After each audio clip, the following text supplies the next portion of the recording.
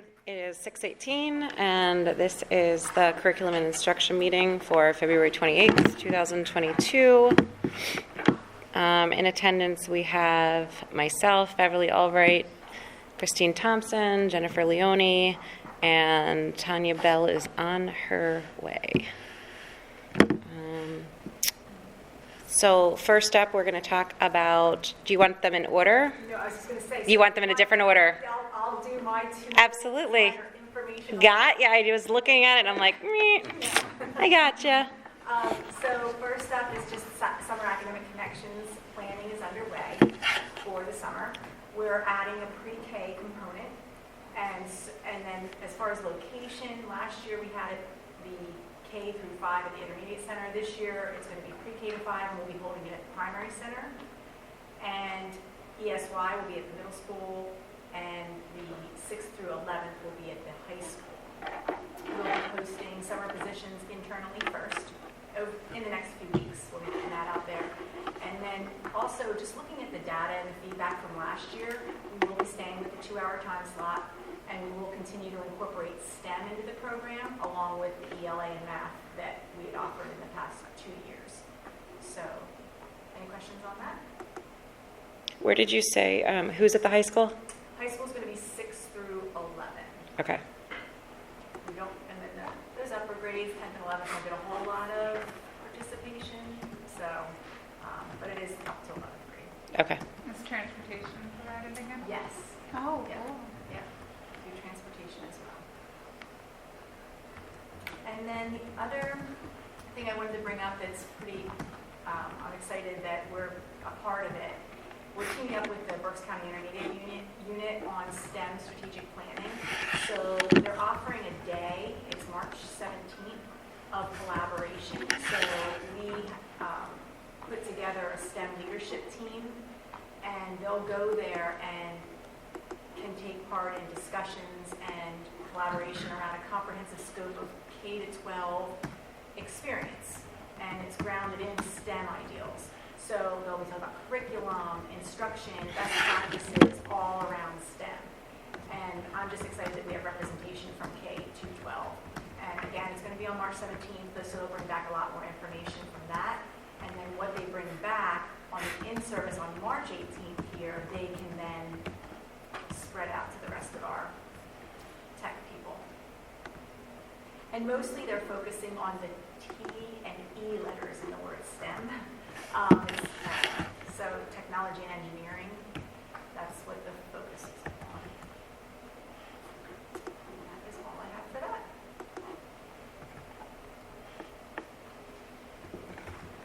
Okay. So then I guess we're going to end with the middle school programming, which is why you're here. Thank you. Thank you very much for having me back. As promised, I'm back again to give you a little bit more detail about some of the programming that we're going to be doing up at the middle school, and then obviously field any other questions that you may have. So again, first of all, we all know that this is in response to our right sizing, and we're still looking at having the lower house and upper house equipped. So the lower house is going to be, we're trying to keep more of the elementary transition field, and the upper house more of the secondary transition field. So this is a look at the schedule that we have planned. So on the left-hand side are the times that everybody will have exactly the same. So you can see from parent drop-off, we open our doors at 7:25 through to fourth period on our schedule, which ends at 10:25. That is the same for every student in the building. And then starting at 12:58 for 7th period and ending at 2:24 with dismissal, that is the same for every student in the building. It's that middle chunk of time where we have from 10:27 until 12:58 that is different for the 4 grade levels. Within that chunk of time, every student will have their 5th period and 6th period class. They will have their lunch, and they will have their laser learning time. So if you look at the top for 5th and 6th grade, you will see that, again, if you look at the times for all 4 grades, everybody eats lunch separately. But 5th and 6th grade will have their Blazer learning time at the exact same time. And 7th and 8th grade will have their Blazer learning time at the exact same time. So that, again, helps for a variety of staffing reasons to have it at the same time for those different grade levels. So that's really where we're looking at with it. Now, if you also see a couple of changes this year to next year's schedule from this year's schedule. First of all, hearing from a lot of the teachers, and there were some concerns, we didn't have a homeroom period like we had in the past. And that was a little bit difficult, I think, with 5th grade coming in. It will certainly be helpful for them to have a little bit more of a transition. So that technically, we are going to separate it out as a homeroom period, but that will still be whatever their first period class is going to be. So that's going to cut down on the transition for them. But it is a little bit of an extra time for them to come in and get reacclimated before they start their day. Also, with parent drop-off there at the beginning of the day, that occurs in our cafeteria. And our plan, again, when I was here with you in January, we talked about one of the concerns was keeping 5th grade separate from 8th and separating those. So really, right now, we have the students drop off in the cafeteria. We'll continue to do that. If you're familiar with our cafeteria, there's only one exit into the building from the cafeteria. So the 5th and 6th grade will sit on that side closest to the door. The 7th and 8th grade will sit on the opposite side. And then when they dismiss the class, the 5th and 6th grade will be down in that hallway before the 8th grade even gets off the bus. So that will certainly be a nice, smooth transition for them. The other piece is, if you'll notice at the very end of the day, there is a 6-minute period called checkout. This is to help with that transition at the end of the day. Our plan is to have 5th grade encores. You'll see this in the next slide. Our 5th grade is going to have their specials or encore periods at the end of the day, 7th and 8th period. So what will happen is those encore teachers then will walk them back down to the 5th grade portion of the hallway where their homeroom is, and they will have that extra time, and it's going to give them about 5 extra minutes to get into their lockers, pack their backpacks and things like that, and they're going to have help getting down there. So that is what the school day will actually look like next year with our scheduling. You might be asking yourself, where did I find all of this time to do a homeroom? Basically, the biggest difference is if you look up there, there is a 2-minute transition between periods. Currently, we have a 3-minute transition. But quite frankly, roughly 88, 90% of the day, if I do the math, because of the maps that I showed you in my last presentation that are all in the same area of the building, I could probably, if it weren't for encores, I could probably get away with a 30-second transition. Because they're literally only walking across the hall or halfway down the hallway. The only reason it's 2 minutes is because some of these people will have to walk up to the encore areas, which is up by the main office section of the building. So that's basically where we found the time to use other things, is by shortening those transition times. This is just a copy from the previous presentation, just to kind of review for you that our lower house 5th and 6th grade teams are going to have 3 teams. Math, ELA, science, and social studies will be 1 individual teacher. 8 instructional periods in their day. Science and social studies will be a double period broken up by semester. And then again, the 2 single periods for the encores. Like I had said, 5th grade will have their encores at the end of the day, with the addition of that checkout time in order to make that transition leaving school a little bit easier for them. So now if we look a little bit deeper into what those encores are going to look like at the lower house.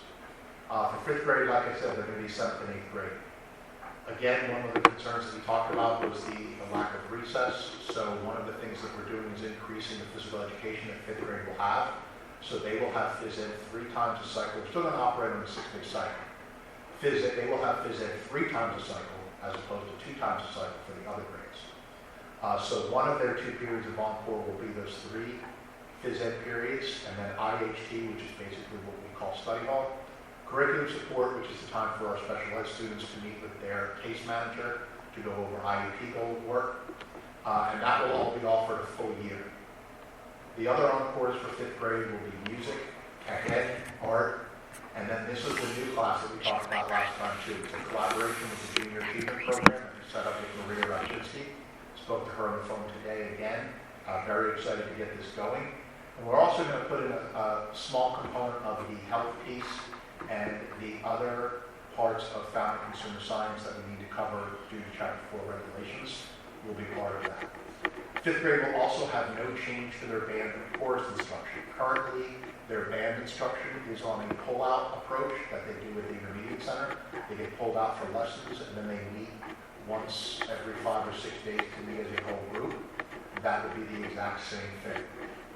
We're able to access Mrs. Snavely to come up and help us out with that at the middle school, so she'll still be doing that with the fifth grade band. The advantage here is my understanding, I can't speak fully on what they do at the intermediate center, but my understanding is that on a pull-out schedule, I'm an elementary background, so I can't imagine it's any different from the elementary school I've worked in. When they have the pull-out approach in this instructional time to do those lessons. The way we're doing it here is they'll have their pull-out during their IHT or their study hall, so they actually won't miss any instructional time, and they'll still be getting the same amount of band instruction that they did as a fifth grader in the intermediate center. And also, my understanding is chorus meets once a cycle as a whole group, and that will continue at the middle school. Sixth grade, again, the other thing that we wanted to do with this is we wanted to make sure when fifth grade came up, we didn't lose any opportunities. So what we did not want to do, you'll notice this is one difference we have here. With a lower house sixth grade band and chorus, it's going to be run a little bit different because we didn't want them to change the opportunities that they had in the past. So sixth grade will still have their their two individual periods of encores. Those will be over 5 and 6 for sixth grade. They will have their physical education twice a cycle, then their IHT, their curriculum support, and if they choose to be in band or chorus, those will be offered at that time off of those phys ed schedulings. And it sounds confusing, kind of scheduling is a weird part of your brain that most people don't access, but if you would like me to discuss that further, I can certainly do that. For the sixth grade encore selections, they will have music, computer, art, and then they will also have a health and a Chapter 339 components. Those are offered quarterly, so they will have the same encore every day for a marking period. That's going to help with their transitions. The kids aren't going to have to know where they're going to go for all those different periods, so it does help with that sense incredibly a lot. Like I said, there's going to be no change for their band chorus instruction.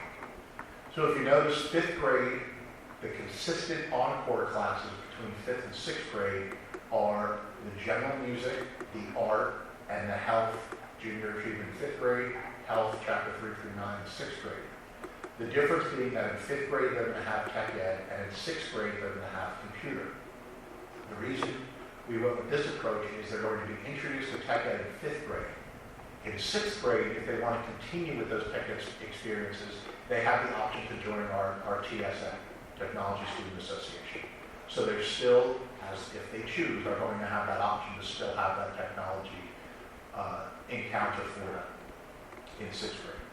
Because 5th grade is not something that TSA really likes to include. It's more of a middle, like a 6th, 7th, 8th grade program. So then we move to the upper house. Again, this is a repeat from the previous presentation, but just to review. We're also going to have 3 teams, but there are going to be 2 teachers each of math and ELA, and our science and social studies are going to be cross-teamed. So math and ELA do have the double periods. Science and social studies will be single periods, but again, that's scheduling part of your brain.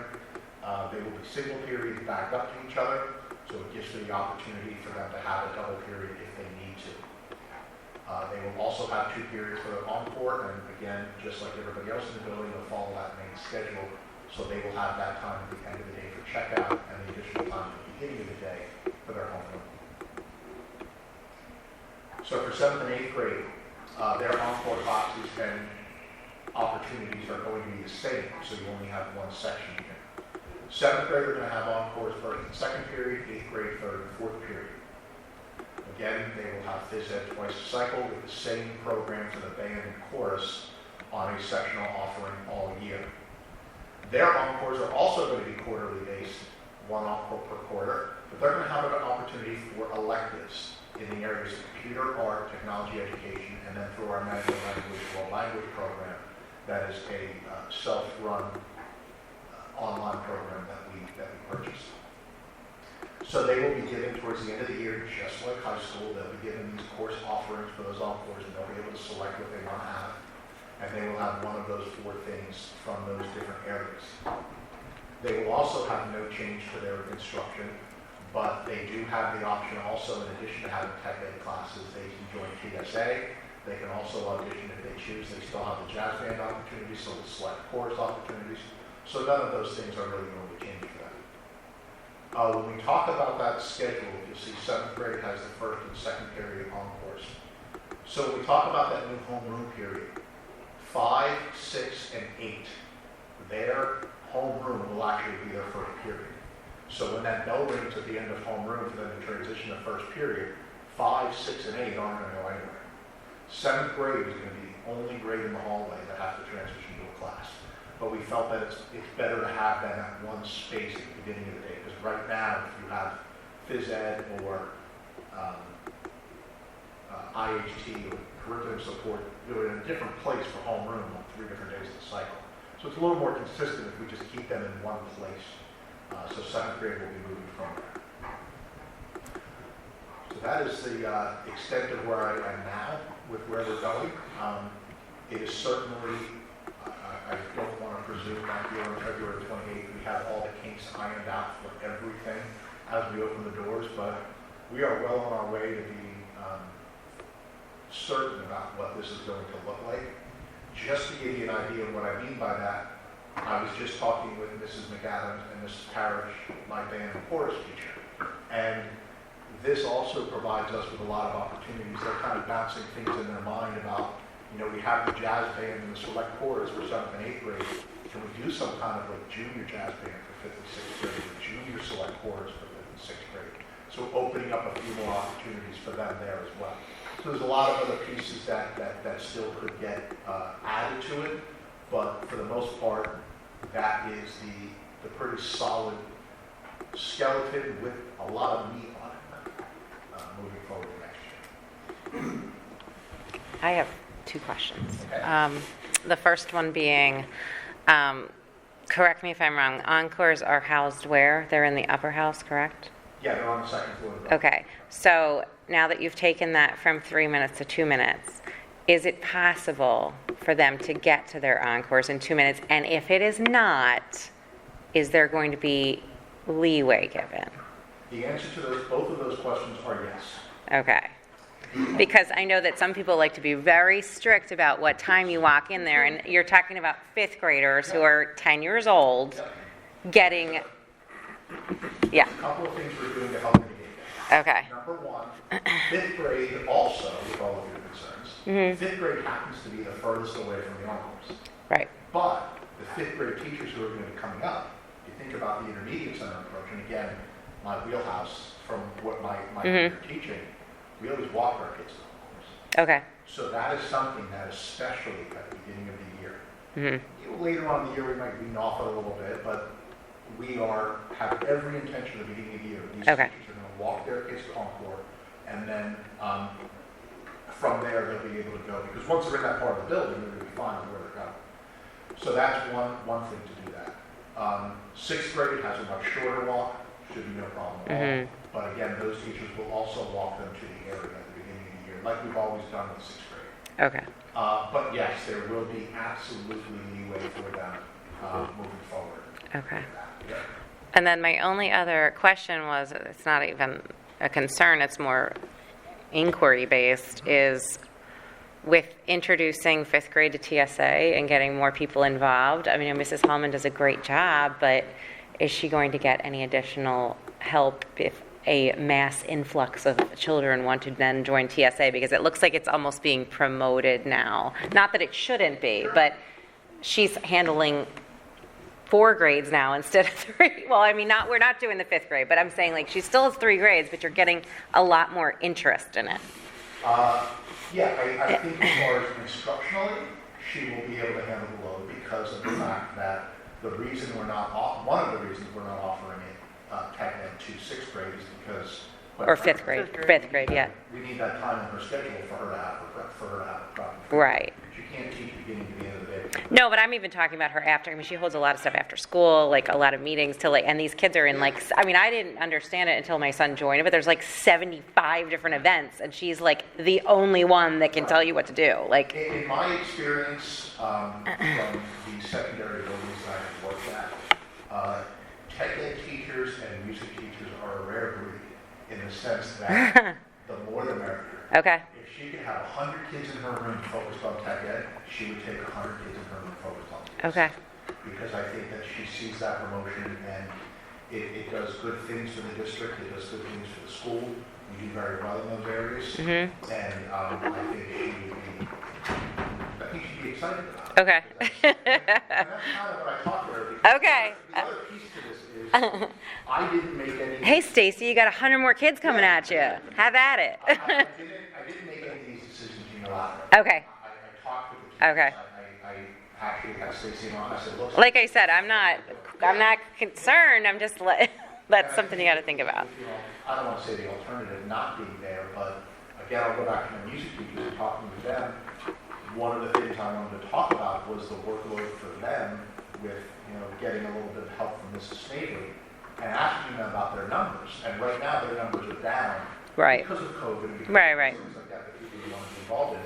They are very excited to increase their numbers and get a lot more involvement in what they're doing, which is why they're looking down the path of, hey, can we do? I'm not saying that's all extra work for them. Right. 5th and 6th grade junior jazz band, that's extra for them. Right. And if they're willing to do something like that, I'm going to support them 100% on that. Okay. So, Does anybody else have any questions? Concerns? All right. well, I'll put out an invite if We anybody good? ever wants to actually come and walk the building and see for yourself the different areas of where things are, the different stairwells that I have, just so that as you get, I know you're probably, we're coming up on the time where I'm going to start opening it up for parents to come in for some parent-principal coffees and meet with me and talk with me, and I'm going to obviously open that up to the 4th and 5th grade as well. You may get some questions from your people as well about what's going on. So shoot me an email, give me a phone call. I'll be more than happy to walk around the building and show you specifically where everything is so you can speak to it in a little bit of a better tone. All right. Okay? Thank you very much. Thank you. Then at 6:41, that concludes the curriculum instruction meeting.